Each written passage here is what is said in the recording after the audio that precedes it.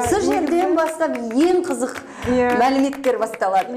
Өте көп жағдай болды. Ең бірінші мен Қазақстанға келген кезде қатты іздегенім кітап дүкендері болды. Алматылықтарға мынандай сұрақ қойғым келеді, барлық алматылықтарға. Сіздер болашақтарыңызды, болашақ балаларыңыздың өмірін осы сияқты кептеліс, жол кептелісінде, осы сияқты ауада болғанын қалайсыздар ма деп сұрақ қойғым келеді. Компания ол жақта аша алсам, мен ата-анамды да шақыра алады екенмін. Содан кейін жаңа Токио қаласында өзімнің кішкентай компаниямды аштым. Статистика бойынша қазақ саны 180 қазақ бар. 180. Жапонияға неге көп адамдар бара алмайды? Ол жақта тәртіп өте қатаң. Мен өмір бақи анамның бірде-бір рет 10-ға дейін ұйықтағанын көрмеппін. 10-ға дейін емес, 7-ге дейін ұйықтағанын көрмеппін.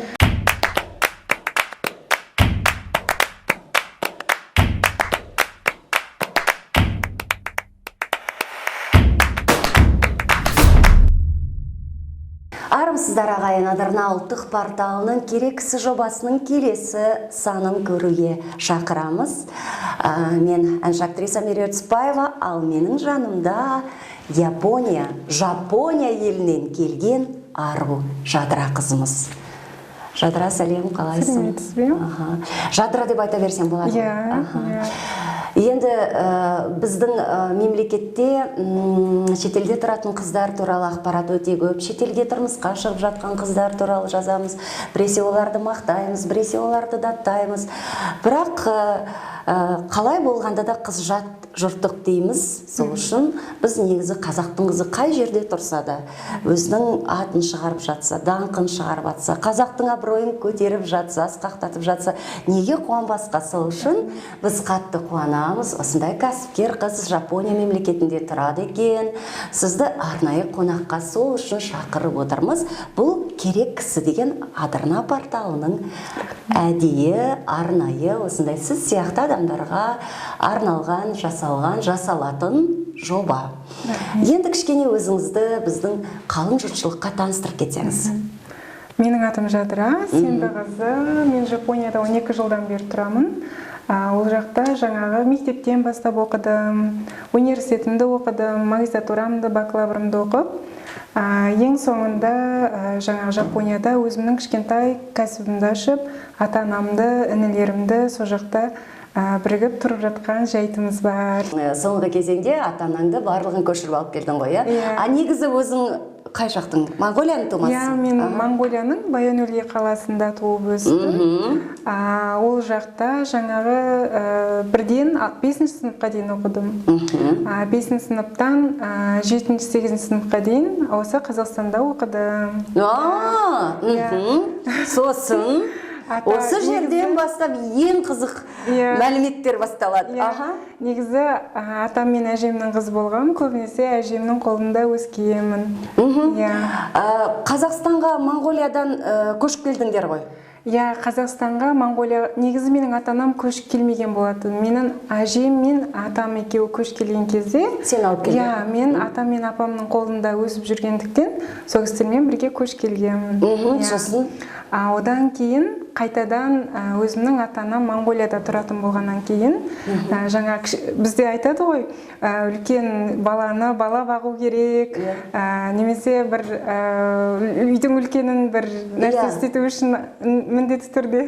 Міндетті. Содан кішкентай інім дүниеге келіп, мені қайтадан Монғолияға алдырды ата-анам. Сосын Монғолияда 1-2 жыл оқып жүріп, ары қарай ата-анам мені негізі Америкаға шығармақшы болды. Жапония емес, Америкаға. Бірақ ол кезде мен 14 жаста болдым. 14 жастағы қорғансыз қыз үшін Америка өте үлкен жаңағы қорқыныш, үрей сондай болды да. Сол себептен ата-анам ең қорқынышсыз, жылы. Бізге біздің шығыс мемлекеті ғой енді, бізге біздің менталитетімізге сәйкес. Жаңағы мейірімді, сосын Тәрбиелі, мәдениетті. Ешқандай қорқыныш жоқ. Мысалы, Жапонияда бір жерде $100 жатса да, оны ешкім алмайды. Ол ұшып кетуі мүмкін, бірақ алмайды. Мысалы, сол секілді ел болғандықтан, мен өзім 14 жаста болдым. Сол себептен мені сондай елге жаңағы жібермекші болды. Сол себептен Жапонияны таңдады. Түсінікті. Енді осы Жапония мемлекеті туралы да жаңа айтып кеттім ғой, қазақтарға жақын деген сияқты. Біз енді, мен ойлаймын, қазақстандықтардың екінің бірі Қазақстанда отырып алып, осы Токионы көрсем, Жапонияны көрсем деп негізі армандап отырады. Осы мемлекетке келгенде ең бірінші көргенің, ең бірінші сені таң қалдырып, бір деген не болды? Өте көп жағдай болды. Ең бірінші мен Қазақстанға келген кезде қатты іздегенім кітап дүкендері болды. Кітап дүкендері өте аз. Мен соған таң қалдым. Қай жерден кітап сатып алам, қай жерге барам білмеймін. Негізі бар екен, бірақ та ол мен үшін аз болып есептеледі. Мысалы, бізде Жапонияда метроның аялдамасы болсын, автобустың аялдамасы болсын, міндетті түрде кітап тұра береді. Мысалы, менің кішкентай інім 15 жаста, ол 8 жаста Жапонияға барды. Қазір 15 жаста, ол бір жылда 30 кітап оқиды. Оның жаңағы бірге оқитын достары, мысалы 50-60 кітап оқиды. Менің інім кішкене жалқаулау, бірақ сонда да 30 кітап оқиды. Жапон тілінде? Жапон тілінде, ағылшынша, ол 4 тілде жетік сөйлейді. Мен 5 тілде. Кітап дүкендері таңғалдырды, сосын? Кітап дүкендері таңғалдырды. Сосын? Сосын уақыт ұстамайтыны. Уақыт жағынан көбінесе жаңағы біз енді бір үйге шайға барғай жатсақ, кеш қалып қоямыз. Уақытты құрмет етпейтіні. Құрмет етпейді? Жапондықтар құрмет ете ме, құрмет етпей ме? Құрмет етеді, уақытқа құрмет етеді. Әр секунд санаулы. Бізде мысалы 2 минутта бір рет метро жүреді. Ойлаңыз, 2 минутта. 2 минутта бір метро келеді.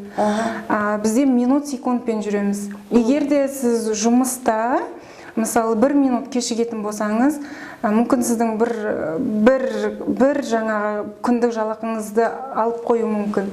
Немесе сіз 1 минут кешіккеніңіз үшін әріптестеріңіздің алдында қатты күнә секілді сол күні бойы көңіліңіз түсіп тұрады. Бірақ әріптестеріңіз ұрыспайды, бірақ та өзіңізді жаман жеккідей жеп тұрасыз сондай. Тағы қандай? Тағы бір таң қалған себебім, мысалы Алматыда табиғат өте әдемі. Мынандай табиғатты қай жерде де көре алмайсыз. Мысалы мен Жапониядан бұрын Англияда тұрғанмын. Оның алдында жаңа Түркияда тұрып, сол жақта оқып көрдім. Негізі 5 мемлекетті оқып көрдім, бірақ та табиғаты, Алматының табиғатына, Қазақстанның табиғатына жететін ешқайда жер жоқ. Бірақ та сол достарыңнан сұрадым, сіздер медеуге шығасыздар ма? Шымбұлаққа барасыздар ма десе, ой, бір баяғыда бір барғанбыз дейді да. Неге оны күнде барып көрмейді, неге спорт жасамайды, күшті ауаны неге искемейді, әдемі ғой мысалы табиғат, соны құрметтемейді екен. Сол жағы таң. Ал аралап талай жердің дәмін татқан Жадыра ханым барлық Алматы қаласында әсіресе тұратын біздің қазақ бауырларға үндеу жолдап жатыр. Шығыңыздар, Шымбұлаққа барыңыздар, медеуге барыңыздар, мына керемет саф алтын ауадан жұтыңыздар, спортпен айналысыңыздар деп. Біз енді қазақтар қалай джипке мініп алады, айтады, болды, біз демаламыз дейді, медеу Шымбұлаққа шығады, сол жаққа барады, тамаққа тойып, тыңқиып, балалармен барлығымен тамақты жеп алады да, қайтадан үйге қайтады. Оны біз не істедік дейін, біз сол бүгін демалыста Шымбұлаққа барып демалдық дейді. Сол демалыстың түрі біздің қазақтар үшін солай. Сосын мен негізі алматылықтарға мынандай сұрақ қойғым келеді, барлық алматылықтарға. Сіздер болашақтарыңызды, болашақ балаларыңыздың өмірін осы сияқылды жол кептелісінде, осы сияқылды ауада болғанын қалайсыздар ма деп сұрақ қойғым келеді. Мен мысалы Алматыға келген кезде бір күн болмай жатып, бірден білдім, ауасы өте лас. Бірақ та ойладым, мысалы менде, өзімде мысалы 15 миллион теңге бар болса, мен оны мысалы метро салатын кісіге бере салуға да дайын едім. Себебі менің болашақ балаларым мен секілді пробкада өткізбеу керек, жол кептелісінде өткізбеу керек, жаңаға жаман ауаны, лас ауаны иіскемеу керек. Мысалы сіздер де 15 миллион немесе 20 миллион болса Camry жетпіс алмай-ақ бермедіңіздер деп сұрақ қояды. Мысалы мен болсам берер едім. Өзімнің ақшамды сол метроны көбейтуге, автобустарды көбейтуге. Оның бәріміз мысалы Жапонияда Toyotаның үлкен машина ғой, машина саласында мысалы өте үлкен экономикасы да жоғары мысалы компания, ол компаниялардың жаңағы бастықтарының өзі үлкен машина мінбейді. 570-ті мінбейді, Lexus 600-ді мінбейді. Олар жасайды, бірақ мінбейді. Үлкен машинада жүрмейді ешкім. Барлығы біркелкі қарапайым киінеді, біркелкі бар ақшасы болса, мемлекетті болашақта менің балам осындай тағдыр көрмесін деген жаңағы идеямен бүкіл ақшасын беруге дайын жапондықтар. Мысалы мен Қазақстанға енді келіп жатырмын. Шынымен де бұл нәрсе ойладым. Мен машина сатып алмас едім. Бірде-бір болсын жаңағы ауаны ластамас үшін. Мысалы, бірақ та метро істейтін адамдарды білмеймін. Егер бар болса, мен ол кісілерге ақша бар болса, қолымдаған бере салушы едім. Себебі менің болашақ балаларым өйтіп қаншама жаңағы уақыттың босқа машинаның ішінде өткізген қаламаймын. Ол уақытты ғылымға жұмсау керек. Ол уақытты жаңа жаттығуға жұмсау керек, білімге жұмсау керек. Өзін бақытты ететін нәрсеге жұмсау керек. Дұрыс айтасыз. Енді бұл жағына келсем, шын мәнінде әлем бойынша кір қалалардың, лас қалалардың бірінші қатарында Алматы қаласы. Оның себебі жаңа сіз айтқан көліктің көптігі, одан кейін тағы осы өзіміздің қаламыз негізі былай котлованда, өзі былай тауға шығып қарасаңыз, өзі тұрған жері сол қаланың.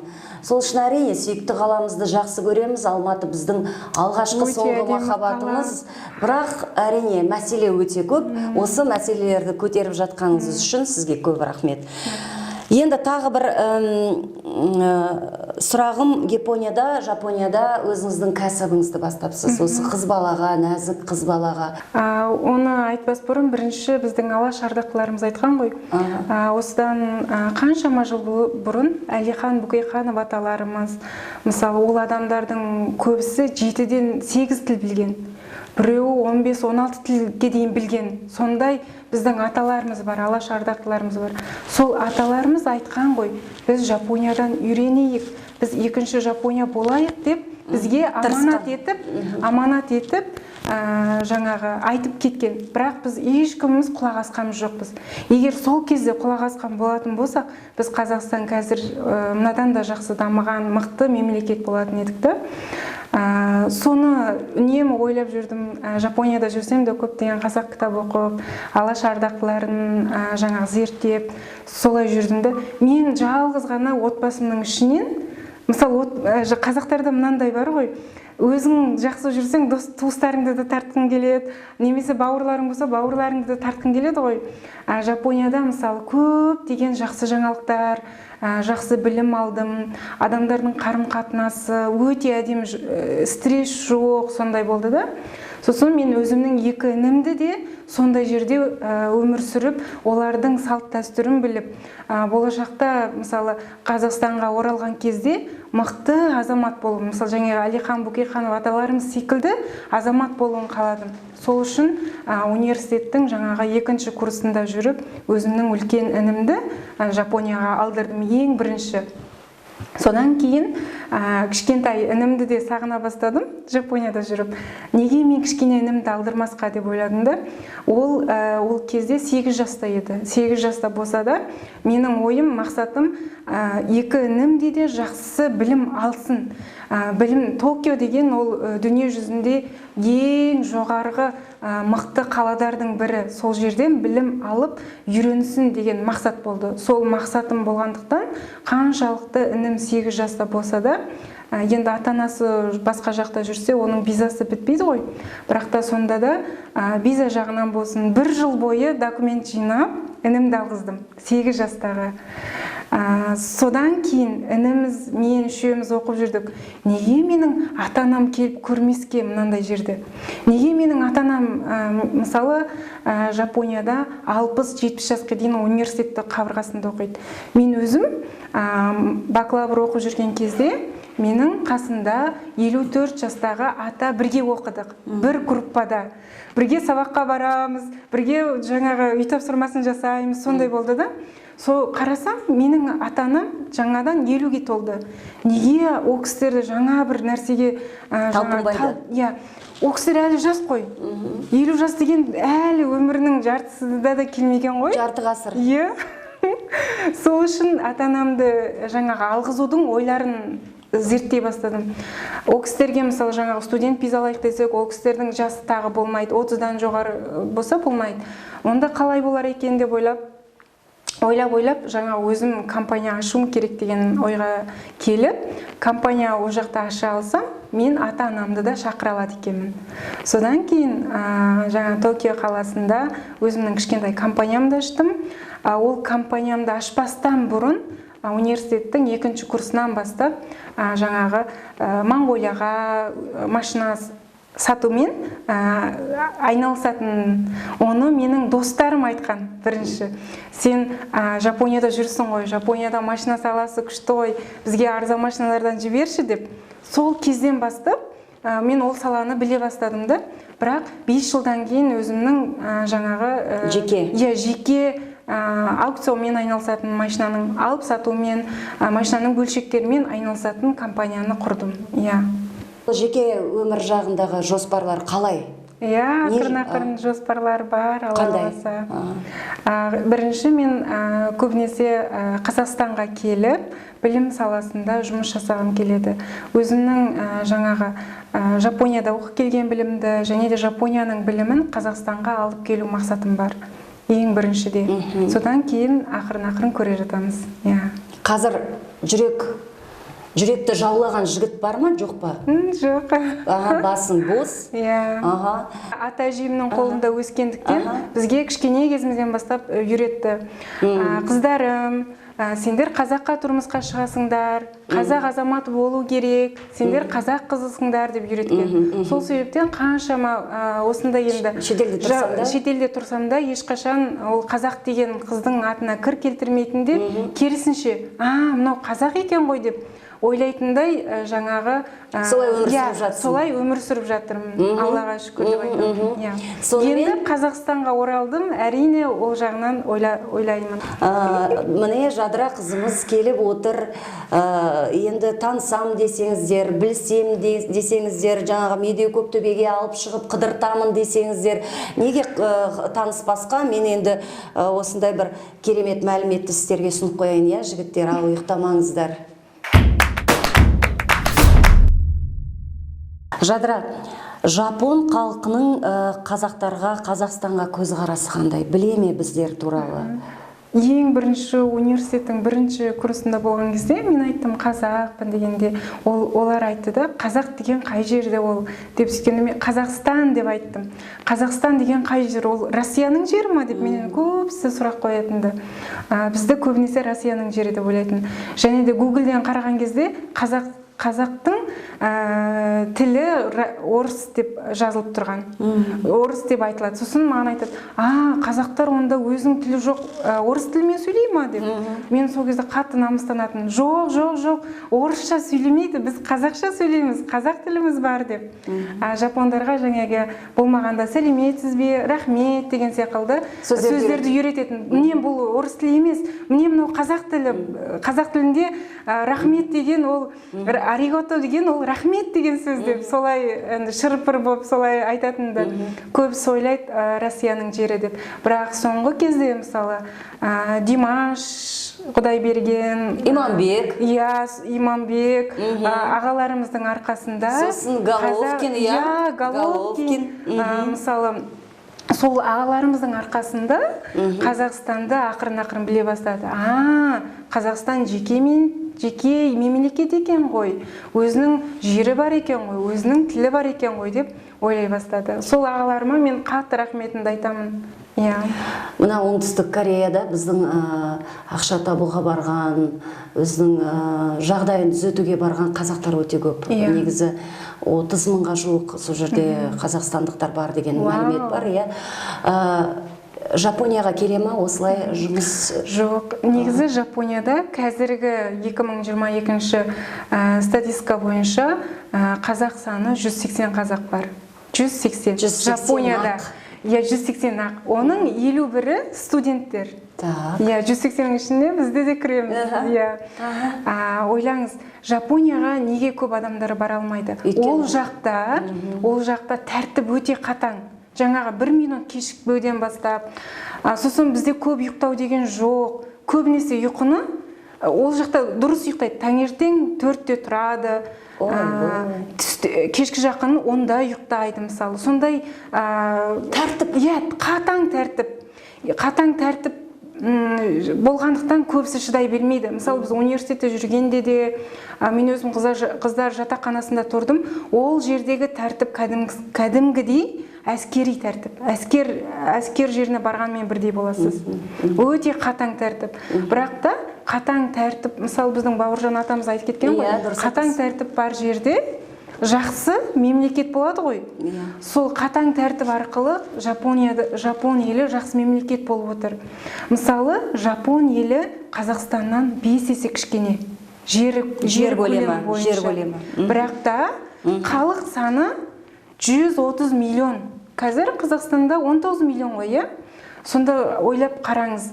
Енді 5 есе кішкентай жерде 130 миллион халық тұратын болса, қалай адам ұйықтайды? Тырмысып жұмыс істемейінше болмайды. Біздікі секілді мұнай тұрған жоқ, біздікі секілді әдемі медеуіміз тұрған жоқ, күшті таулар тұрған жоқ, әдемі жаңағы табиғатымыз тұрған жоқ. Сол себептен олар біліммен, ғылыммен жарысып, Toyota, неше секілді робот, неше секілді адамдарды қызықтыратын нәрсе ойлап таппайынша, олар тамақ жей алмайды. Біліммен ғана қазір Жапон елі тікесінен тік тұр. Жері де кішкентай, ешқандай ата-бабаларынан бір нәрсе қалмаған оларға. Осы біздің Адырна ұлттық порталының керексіз жобасының бір өзінің әдетте қоятын сұрағы бар. Ол сіз керексіз бе деп қоямыз сұрақты. Иә, мен өзімді керексіз деп ойлаймын. Себебі Алла тағала бізді бәрімізді бекерден бекер жібермеген. Абай атамыз да айтып кеткен, сен де бір кірпіш дүниенің бір кірпіш болып қалануымыз керек та.